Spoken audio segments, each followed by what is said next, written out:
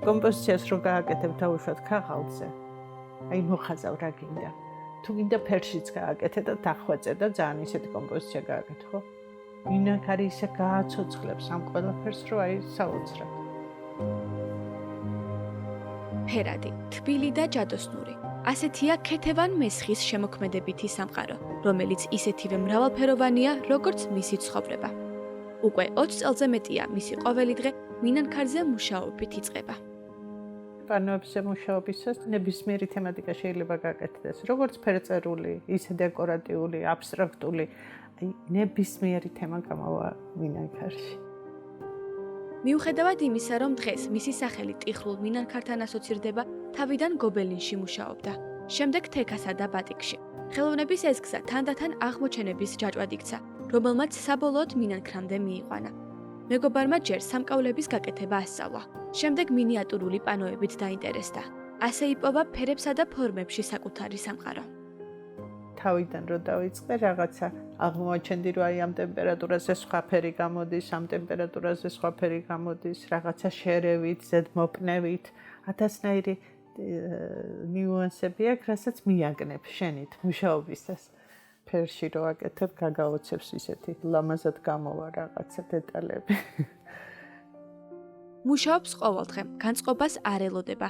თვითონ ამუშევარს 4-დან 5 დღემდე უთმობს და ამბობს, რომ მისთვის შედეგზე მთავარი თავად პროცესია. ის ემოციების ტალღა, რაც მუშაობას თან ახლავს. მუშაობის პროცესი ძალიან მიყვარს. ფიქრი არ ვიცი დიდად. არ ვფიქრობ, აი ახლა აქ რა ფერი დავადო. აქ თითქოს აი როგორ არის იცი, ხო მიდევს ესე საღებავ ხატვაშიც ასე ვარ. აი ხელი მისით აკეთებს ამ საქმეს. დიდი ფიქრი არ მიწევს, ვაიმე ახლა რა ფერი ავიღო, ეს ამას შეურიო, ის იმას შეურიო, არა. ასე არ არის. თავისით გამოდის. ესე იგი ავიღებთ ლითონს, განვათავსებთ ზედ ფონდონს და დავალაგებთ გამზადებულ ტიხარს. ტიხარი კომპოზიცია რაც გვაქვს მოფიქრებული, იმის მიხედვით გავამზადებთ ტიხარს და გამოვწავთ.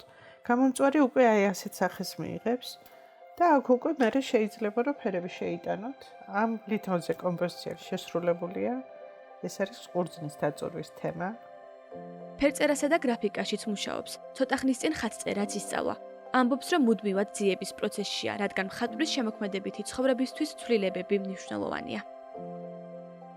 რაღაცა სულ უნდა მხატვარს ახალი რაღაცა, რომ რაღაცა ახალი აკეთო. თორე შეიძლება მოგბასდეს რაღაცების კეთება. ერთი და იგივე. და ამიტომ ვცდილობ, რომ არ მოვიბეზრო. გადავერთო ხან რაღაცაზე.